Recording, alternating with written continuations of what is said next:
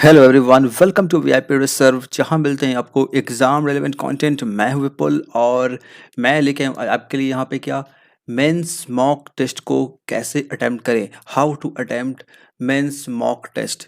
क्योंकि आज से कुछ दिन पहले मैंने शेयर किया था आपके साथ strategy video IPS PO mains exam की, जहां मैंने शेयर किया था, बताया था कैसे तैयारी करनी है। उसके बाद काफ़ी लोगों के, काफ़ी स्टूडेंट्स के क्वेरी आ रहे हैं, लोग परेशान हैं कि मॉक टेस्ट को सॉल्व कैसे करें। वहाँ ने बताया था कई चीज़ें आप लोगों को कि प्रैक्टिस कैसे करनी है, कहाँ से करनी है, जिसमें से एक सोर्स हमारा मॉक टेस्ट भी था।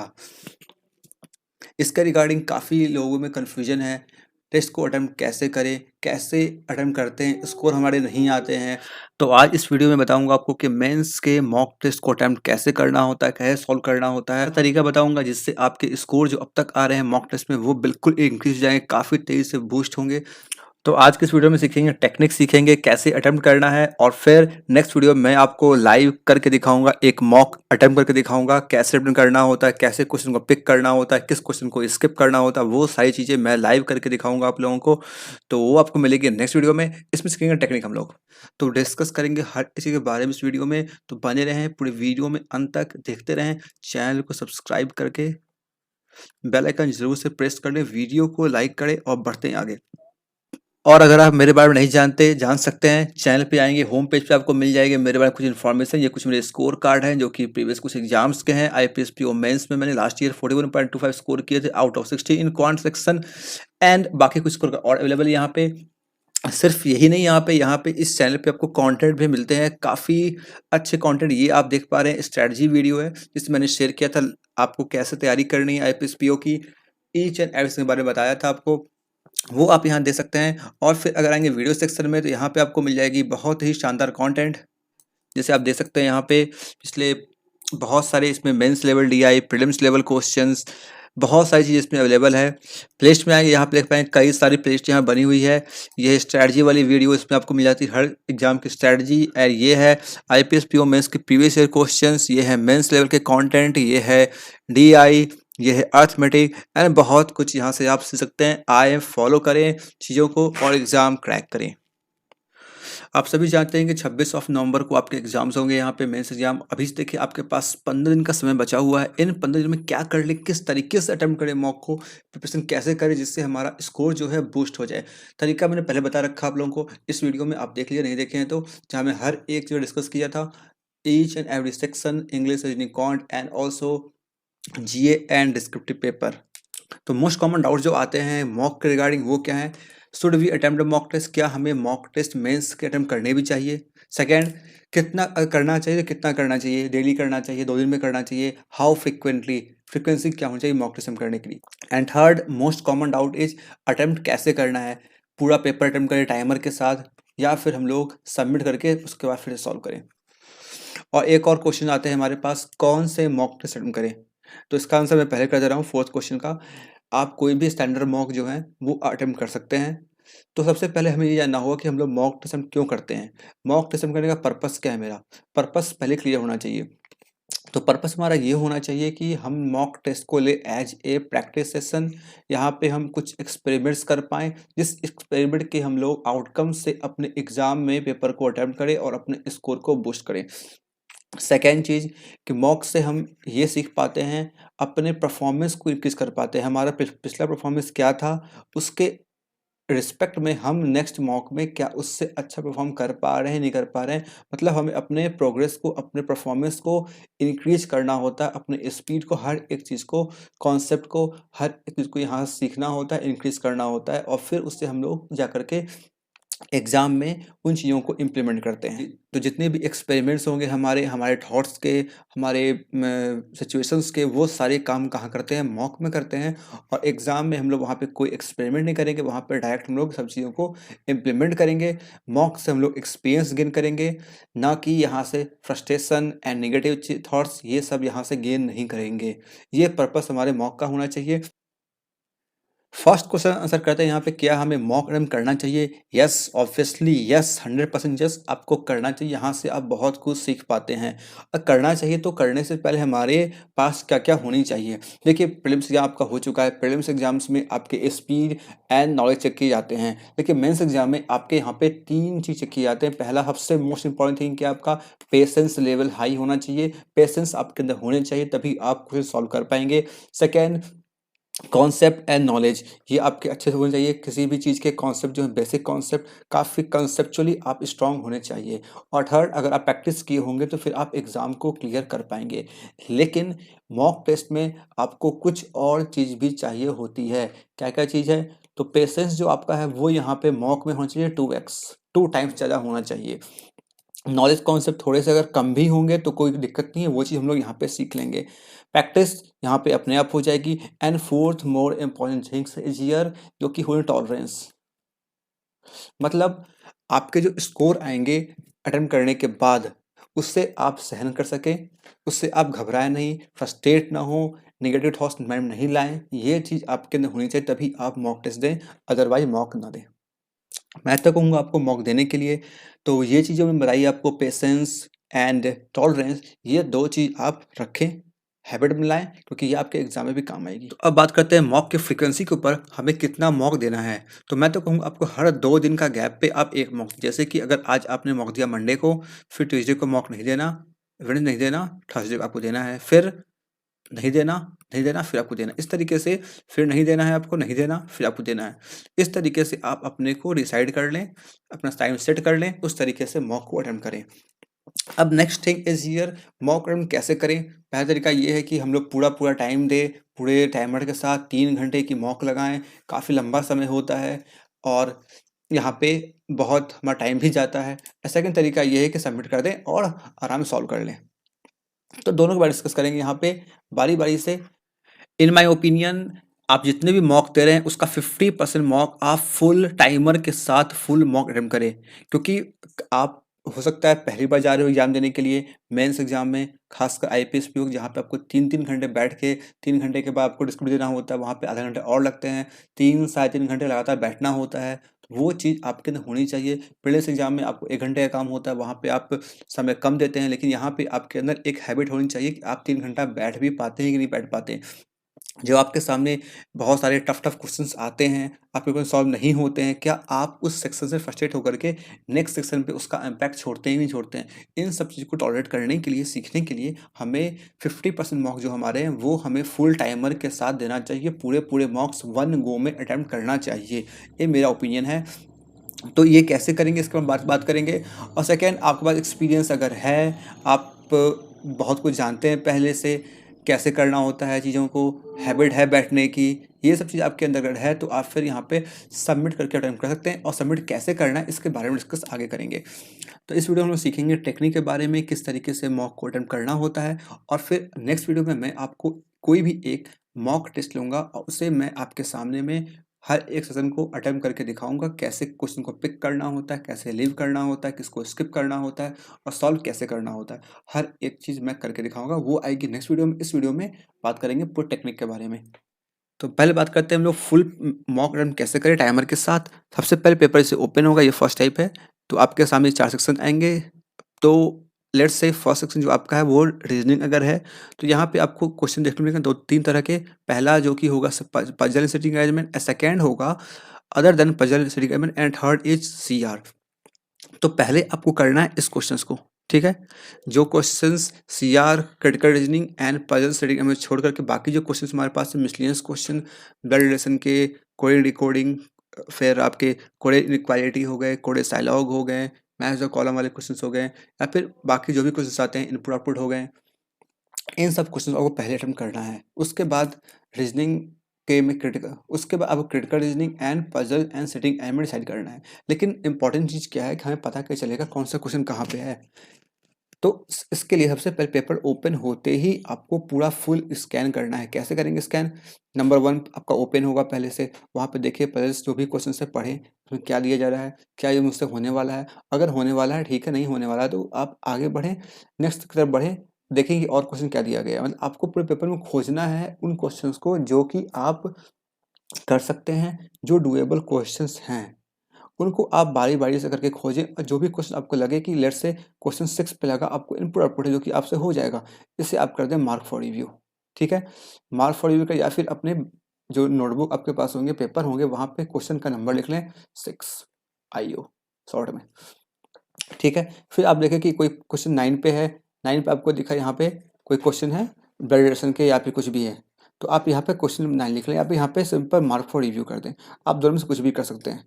पेपर पे लिखें 9, 6, 9, 15, 27 इस तरीके से, या फिर आप यहाँ पे पेपर में ही मार्क फॉर रिव्यू कर दें, जो आपको सही लगे कर सकते हैं। इस तरीके से आप पहले इन क्वेश्चन को छाँट के निकाल लें कि जहाँ-जहाँ आपके कौन से क्वेश्चन हैं, जो कि आपके other than setting arrangement, puzzles and CR हैं। उन क्वेश्चन को निकालें, उसे अटेम्प्ट करें और फिर ये भी ध्यान रखिए कि कौन से पजल आपने कहाँ पे देखे थे और आपको ऐसा लगा कि ये पजल जो है ये मुझसे हो सकता है, ये डूएबल पजल है, बहुत लेंदी नहीं है, इसका लेंथ बहुत ज़्यादा नहीं है, इसमें जो वेरिएबल्स हैं बहुत ज़्यादा नहीं है, आप कर सकते हैं। उन पजल को इसके बाद आप यहाँ पे अटेम्प्ट करें। Next is critical reasoning. अगर आपने पढ़ा है, नहीं पढ़े हैं तो बहुत गलत बात है, पढ़ना चाहिए आपको। आप अगर ये पढ़े हैं तो मैं तो कहूँगा कि आप इससे अटेम्प्ट करें, एक पजल करके, या फिर इसे पहले कर लें बाद में पजल को अटेम्प्ट करें। ये आप पर डिपेंड करेगा आपका कॉन्फिडेंस कितना है। ये मॉक है, इसमें आप सारे एक्सपेरिमेंट आराम से कर सकते हैं। आप सीआर अटेम्प्ट कर देख लें पहले, कितना हो पा रहा है, कितना आप कर पा रहे हैं, फिर पजल अटेम्प्ट करके देख लें एक बार। कुछ मॉक में इसे पहले कर लें, कुछ मॉक में इसे बाद में कर लें। इस तरीके से एक्सपेरिमेंट करके सीखें चीज़ों को और इस तरीके से पूरा आप रीजनिंग का पेपर अटेम्प्ट कर सकते हैं, ठीक है? आई होप ये क्लियर हो गया होगा, समझ में आ गया होगा। कोई डाउट्स हो किसी से रिगार्डिंग आप सिंपल कमेंट बॉक्स में पूछ सकते हैं। नेक्स्ट बात करते हैं हम लोग इंग्लिश के ऊपर। इंग्लिश में आपको 2 तरह के क्वेश्चन देखने को मिलेंगे। First one is reading based questions, जिसमें आपको मिलेंगे 2 लंबे-लंबे आरसी रीडिंग कॉम्प्रिहेंशन और बाकी मिलेंगे कुछ छोटे-छोटे इन्फ्रेंस बेस्ड वाले छोटे-छोटे पैराग्राफ दिए गए होंगे, वहाँ से आपको इन्फ्रेंस, सेंट्रल आइडिया कुछ पूछा जाएगा। और कुछ क्वेश्चन मिलेंगे other than reading comprehension and parajumble. तो मैं पहले कहूँगा आपको कि हमेशा मॉक में हमेशा पहले इसे अटेम्प्ट करें। जो क्वेश्चंस आपके रीडिंग कॉम्प्रिहेंशन एंड पैराजंबल छोड़ करके हों, इसे आप पहले अटेम्प्ट करें और यहाँ पे आप इसे कम समय में मैक्सिमम क्वेश्चन यहाँ पे अटेम्प्ट करने की कोशिश करें। इसके बाद आप जाए रीडिंग कॉम्प्रिहेंशन पे। रीडिंग कॉम्प्रिहेंशन जो होते हैं छोटे वाले रीडिंग कॉम्प्रिहेंशन, उससे अटेम्प्ट करें जहाँ से 1-2 क्वेश्चन मिलते हैं आपको, उससे अटेम्प्ट करें। उसके बाद आप जो लंबे वाले रीडिंग कॉम्प्रिहेंशन है उस पे जाकर के वहाँ से अटेम्प्ट करें। इस तरीके से इंग्लिश को आप अच्छे से स्कोर कर सकते हैं और यहाँ पे भी आप स्कोर को बूस्ट कर सकते हैं। आपके स्कोर अगर पहले कम आ रहे होंगे, डेफिनेटली आप इस ट्राई के बाद आपके स्कोर बढ़ जाएँगे। रीजनिंग हो चाहे इंग्लिश हो। Next is quant. क्वांट पे डिस्कस करते हैं। क्वांट में आपको 2 चीज़ देखने को मिलेगी, लंबे-लंबे DI, logical DIs and other than DI. जो लंबे-लंबे डीआई होते हैं उनको छोड़ करके 2-3 क्वेश्चन वाले DI, number series, algebraic questions, match the column, इस तरह के क्वेश्चंस। तो मैं तो कहूँगा हमेशा आपको सबसे पहले अटेम्प्ट आपको इसे करना चाहिए। लॉजिकल डीआई कभी भी बड़े डीआई से स्टार्ट कभी ना करें। हमेशा देखें 2-3 क्वेश्चन वाले डीआई जो हैं, आपको कोई क्वेश्चन ऐसा मिल रहा है जिसमें पैराजंपर कह रहे हैं, जिसमें आपको पार्टनरशिप क्वेश्चन मिल गए हैं, 2-3 क्वेश्चन हैं, वेरिएबल क्वेश्चन है, इन सभी क्वेश्चंस को पहले अटेम्प्ट करें। नंबर से दिख गया, इससे पहले अटेम्प्ट करें। इन सबको पहले कर लें, उसके बाद जो आपको लॉजिकल डीआई दिख रही है, मान लीजिए आपके पेपर में 3 लॉजिकल डीआई आई हुई है, 3 बड़े-बड़े डीआई आए हुए हैं, कैसेट के फॉर्म में, किसी भी फॉर्म में है। इन तीनों डीआई को अब आप देखें कि इसमें डेटा का फ्लो चल कैसे रहा है बारी-बारी से। इन 3 डीआई को देखने के बाद जिसका आपको ये समझ में आए, डेटा का फ्लो आपको समझ में आ रहा है, डेटा कहाँ से कहाँ जा रहा है, किस तरीके से हम इन चीज़ों को इवैल्यूएट कर सकते हैं, उन डीआई को पहले पिक करके उससे अटेम्प्ट करें। हो सकता है ये आपका डीआई हो भी जाए, हो सकता है नहीं भी हो पाए। अगर हो जाता है अच्छी बात है, नहीं होता तो और अच्छी बात है, हम नेक्स्ट ट्राई करेंगे। नेक्स्ट डीआई पे जाएँ, देखें द बाकी डीआई में चूज़ करें कि आपको कौन सी डीआई करना है और उन डीआई को पहले अटेम्प्ट करें। फिर बाकी जो बच गए, उस में इतना आपके पास समय रहेगा भी नहीं कि आप सभी डीआई को कर भी पाएँ। वही सेम चीज़ रहेगी, पता क्या चले कहाँ पे है, आपको पूरा स्कैन करना हो पेपर को, 1 मिनट 2 मिनट समय लगेगा, 35 क्वेश्चंस यहाँ पे होते हैं आपके। आप आराम से देखें, क्वेश्चंस को चूज़ करें, वहाँ अटेम्प्ट करें आराम से। और कोशिश ये करना है हमेशा कि 2 मार्क्स वाले क्वेश्चन जो हैं उसे हम लोग पहले करेंगे, वहाँ से स्कोर हम लोग अपने बूस्ट कर सकते हैं, ठीक है?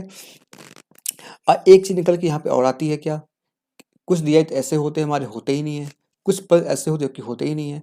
तो इसलिए मैंने आपको पहले ही कहा था पीवाईक्यू सॉल्व करने के लिए। आपने नहीं किया है, चैनल में मैंने पूरे के पूरे कराए हैं। पिछले 3-4 साल के जितने भी क्वेश्चंस आए हैं आईबीएस पीओ में वो सारे क्वेश्चंस मैंने करवा डाले हैं। 10 से 11 पार्ट उसकी आ चुकी है, 1-2 पार्ट आने बाकी है, सारे उसमें क्वेश्चन कवर हो जाएँगे। तो उन डीआई को देखें, जहाँ से आप ये समझ पाएँगे कि आपके एग्ज़ाम में एग्ज़ैक्टली क्वेश्चंस का लेवल कैसा होता है और वैसे क्वेश्चंस आपको यहाँ पे दिख रहे हैं अगर, उसे आप सॉल्व करें, बाकी क्वेश्चन को आप स्किप कर सकते हैं। कई डीआई, कई पज़ल्स आपको ऐसे मिलेंगे मॉक टेस्ट में, जो कि लिटरली बताऊँ वो कभी भी आपके एग्ज़ाम में आने वाले होते ही नहीं हैं। हाँ, प्रैक्टिस करिए आप सॉल्व कर सकते हैं, लेकिन टाइम कम है, आप ऐसे डीआई को ऐसे क्वेश्चंस को सीधा स्किप करें।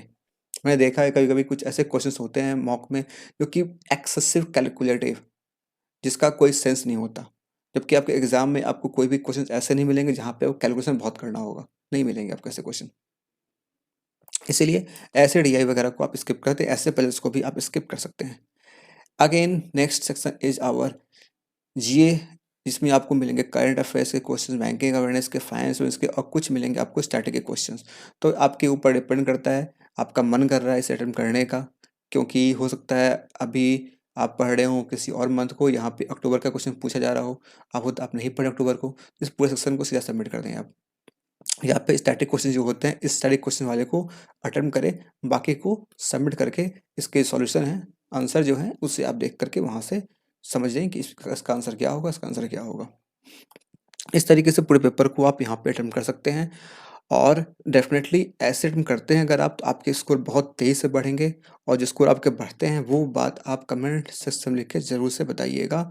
हाँ, समय लगेगा, इसे एनालाइज़ कीजिए प्रॉपर, समय लगेगा आपको, लेकिन इम्प्रूवमेंट बहुत ज़्यादा होगा। This was the first method, जिसे आपको कैसे करना था, पूरे पेपर को कैसे अटेम्प्ट करना था मैंने बताया टाइमर के साथ। नेक्स्ट टाइप इज़ जब आपके पास क्या होंगे, आप चाहते हैं मॉक को सबमिट करके सॉल्व करना, इसके बारे में डिस्कस करते हैं हम लोग। सेकंड टाइप, यहाँ भी क्वेश्चंस आपके सेम ही होंगे, लेकिन इसे सॉल्व करने के लिए जो आप सबमिट करके सॉल्व करने जा रहे हैं, तो आपको ये पता होना चाहिए आप यहाँ पे क्यों कर रहे हैं सॉल्व, पर्पस क्या है। पहला चीज़ आपका ये क्लियर होना चाहिए, आपका कौन सा सेक्शन आपका वीक है और कौन सा सेक्शन आपका स्ट्रांग है, ये चीज़ आपको पता होना चाहिए। सेकेंड चीज़ ये, आपको ये भी पता होना चाहिए आप ये मॉक को अगर अटेम्प्ट कर रहे हैं, सबमिट क्यों कर रहे हैं। आप प्रैक्टिस के लिए कर रहे हैं या फिर आप उन क्वेश्चंस को देखने कर रहे हैं जो क्वेश्चंस आपसे होते ही नहीं हैं, जिस क्वेश्चन में आप वीक हैं, चाहे वो कोई भी सेक्शन हो, चाहे वो रीजनिंग हो, क्वांट हो, कोई सेक्शन ऐसा हो जहाँ पे आप वीक हैं, किस लिए कर रहे हैं, ये आपका माइंड क्लियर होना चाहिए। आइए बात करें इस बारे में। तो जैसे आपको पता है, लेट्स से हमें कुछ जिम कर रहा हूँ, मान लेता हूँ मैं कि आपका जो वीक पॉइंट है, वीक आपका क्वांट है, ठीक है? जी सबका एक जैसा ही होता है। इंग्लिश के बारे में बात करेंगे, रीजनिंग आपका ठीक-ठाक है, नॉर्मल है, ठीक है? अब बात करते हैं और यहाँ पे आप रीजनिंग वगैरह अपनी क्यों कर रहे हैं? हो सकता है प्रैक्टिस कर रहे हो, प्रैक्टिस के लिए कर रहे हैं तो फिर आप देख लें, आप किस क्वेश्चन करना चाहते हैं प्रैक्टिस, उसके हिसाब से इसे जैसे ओपन हुआ आपका मॉक, उन क्वेश्चन को सॉल्व करके सबमिट कर दें। नहीं, अगर आप इसलिए कर रहे हैं कि आपका जो मिसलेनियस क्वेश्चन आपके स्ट्रॉन्ग है, पज़ल्स में दिक्कत आपको होती है। आपको पता है कि आपके पज़ल्स नहीं होते, ये तो क्वेश्चन आप कर लेते हैं आराम से। सीआर आप कर लेते हैं या फिर सीआर आपसे नहीं होती। जो क्वेश्चन आपसे नहीं होते हैं, उन क्वेश्चन को अटेम्प्ट करें, जो आपसे हो जाते हैं, उस क्वेश्चन को स्किप करके सिर्फ़ उसे ही अटेम्प्ट करें जो आपसे नहीं होते हैं, जो आपके लिए मुश्किल क्वेश्चन्स हैं, उसे अटेम्प्ट करके इस सेक्शन को कर दें सबमिट। ठीक है? इंग्लिश तो मैं बोलूँगा आप सभी को, हर एक इंसान को जिसका इंग्लिश बहुत अच्छा, उन्हें छोड़ करके हर एक पर्सन को इंग्लिश अटेम्प्ट करना चाहिए। सबमिट करके कर रहे हैं, जैसे भी कर रहे हैं, इस पेपर को आप अगर सबमिट भी करते हैं तो इस सेक्शन को अटेम्प्ट करें, तभी सबमिट करें, ठीक है? मेरा ये कहना है, बाकी आपकी इच्छा। नेक्स्ट आई क्वांट की बात। क्वांट पोर्शन आपका पहले से वीक है, तो आप यहाँ पे इसे पूरा अटेम्प्ट करें। इसे आपने सबमिट कर दिया, इसे आप सबमिट कर दिया, आप इसे अटेम्प्ट करें। कैसे अटेम्प्ट करें, जो जैसे मैंने बताया अभी आपको पहले, पहले इस पोर्शन को फिर इस पोर्शन को करना। तो आपको ये लगता है कि आप कुछ भी करते हैं, आपके 2-3 क्वेश्चन ही हो पा रहे हैं, 5-6 क्वेश्चन ही हो पा रहे हैं, उससे ऊपर आपके हो ही नहीं रहे हैं क्वांट सेक्शन में। फिर भी तरीका यही होगा, आपको समय पहले देना है, पूरे के पूरे जो भी समय यहाँ पे होता है, 45 मिनट समय होता है यहाँ पे, इस पूरा टाइम को यहाँ पे स्पेंड करना है, क्वेश्चन के साथ बिताने हैं आपको, सभी क्वेश्चन को अटेम्प्ट करने की कोशिश करनी है, जिसमें मैंने बताया आपको वैसे करना है और फिर सबमिट हो जाए कोई दिक्कत नहीं है। और फिर जीए वगैरह जो आपके ऊपर डिपेंड करता है, सिंपल सबमिट करें, इसका आंसर देख करके जो आपको आ रहा है सही है, नहीं आ रहा है याद कर लें। ये तरीका होगा सबमिट करके मॉक को अटेम्प्ट करने का, मॉक को सॉल्व करने का। आप सबमिट कर चुके हैं, अब जो आपके पास क्वेश्चन रह गए थे मिसलेनियस क्वेश्चंस, मन करता है सॉल्व करें, नहीं करना है मत करें। लॉजिकल डीआई आपसे नहीं हुई, लिंक डी आई थी नहीं हुई। अब जो आपने सेव कर दिया है, सबमिट कर दिया है, अब आप आराम से उसे देखें, सॉल्व करें, कोशिश करें, थोड़ा समय दें। नहीं हो रहा है, सॉल्यूशन को देख करके वहाँ से कोशिश करें कि इंटरप्रेट करने का हो पा रहा है कि नहीं हो पा रहा। फिर भी नहीं होता, आप सिंपल अपने क्वेश्चंस मुझे भेज सकते हैं इस टेलीग्राम ग्रुप पे। I will solve your question. ये सिर्फ क्वांट के लिए है, बाकी के लिए नहीं है। ये feature, this feature available only for quant section. आपसे सॉल्व नहीं हो रहे हैं कोई ऐसे डी आई, कोई ऐसे क्वेश्चंस, आप यहाँ पे इस चैनल पे, इस ग्रुप पे भेज सकते हैं। ठीक है, तो ये मैंने बताया पूरा आपको कैसे कैसे सबमिट करना होता है। इतना काम करने के बाद सबसे इम्पोर्टेंट चीज़ क्या आती है, मॉक को एनालाइज करना, अपने टेस्ट को एनालाइज करें और अपने प्रोग्रेस को चेक करें, आप कितना इम्प्रूव कर पा रहे हैं हर एक मॉक के बाद, हर एक मॉक के बाद। एंड आपको क्या चीज़ नहीं करना है, वो चीज़ इंपॉर्टेंट क्या है। आप यहाँ से फ्रस्ट्रेट ना हो, आपके स्कोर कम आ रहे हैं, कोई फ़र्क नहीं पड़ता। स्कोर आपके 2 नंबर आए, कोई फ़र्क नहीं पड़ता। 15 आ गए, कोई फ़र्क नहीं पड़ता। 40 आ गए, कोई फ़र्क नहीं पड़ता। 80 आ गए, कोई फ़र्क नहीं पड़ता। फ़र्क किससे पड़ना चाहिए? फ़र्क पड़ना चाहिए यहाँ पे, आप कितना प्रोग्रेस कर रहे हैं, आप में इम्प्रूवमेंट कितना आ रहा है। लास्ट मॉक में मॉक 1 आपने दिया, मॉक 2 आपने दिया, इस मॉक से आपको इस मॉक में इम्प्रूवमेंट देखने को मिला कि नहीं मिला? सेकंड से थर्ड में आपको इम्प्रूव मिला कि नहीं मिला? मतलब आपका ग्राफ जो है वो कुछ ऐसा जाना चाहिए, ऐसा। ठीक है? इस चीज़ पे फ़ोकस करें, ना कि अपने स्कोर के ऊपर। स्कोर देखेंगे, फ्रस्ट्रेशन होगी, आप मॉक देना छोड़ देंगे। And important cheese again is, अगर आप चाहते हैं कि मॉक को एनालाइज़ कैसे करना होता है, चाहते हैं इसके ऊपर कोई वीडियो अगर मैं बनाऊँ, तो इसके बारे में आप कमेंट सेक्शन ज़रूर से बताइएगा मुझे, तो मैं इसके ऊपर एक वीडियो बनाऊँगा कि मॉक को एनालाइज़ करने का सही तरीका क्या होता है। तो आप परफॉर्मेंस को एनालाइज़ करें अच्छे से और अपने जो भी परफॉर्मेंस आपके हो रहे हैं, इम्प्रूवमेंट हो रहा है कि नहीं हो रहा, ये बात आप कमेंट्स में बताएँ। आपने मॉक 1 में आपके स्कोर ये आ रहे थे, मॉक 3 में क्या आया, मॉक 5 में क्या आया, इस तरीके से आप बता सकते हैं। ठीक है? तो जो तरीका मैंने बताया है इसको पूरा प्रॉपर फॉलो करें इस तरीके से। रिपोर्ट मुझे बताएँ कमेंट बॉक्स में, और आज की वीडियो अच्छा लगा है तो कमेंट बिल्कुल करें, वीडियो को अधिक से अधिक शेयर करें, और चैनल पे अगर नए हैं सब्सक्राइब बिल्कुल से कीजिएगा, वीडियो को लाइक कीजिएगा, कमेंट करना बिल्कुल नहीं भूलिएगा, शेयर अधिक से अधिक कीजिएगा इस वीडियो को। और ये फेसबुक है, ये इंस्टाग्राम, ये टेलीग्राम, इन जगह ज्वाइन कर सकते हैं, मुझसे क्वेश्चन पूछ सकते हैं। And thank you for watching this video, keep smiling always. मिलते हैं फिर नेक्स्ट वीडियो में।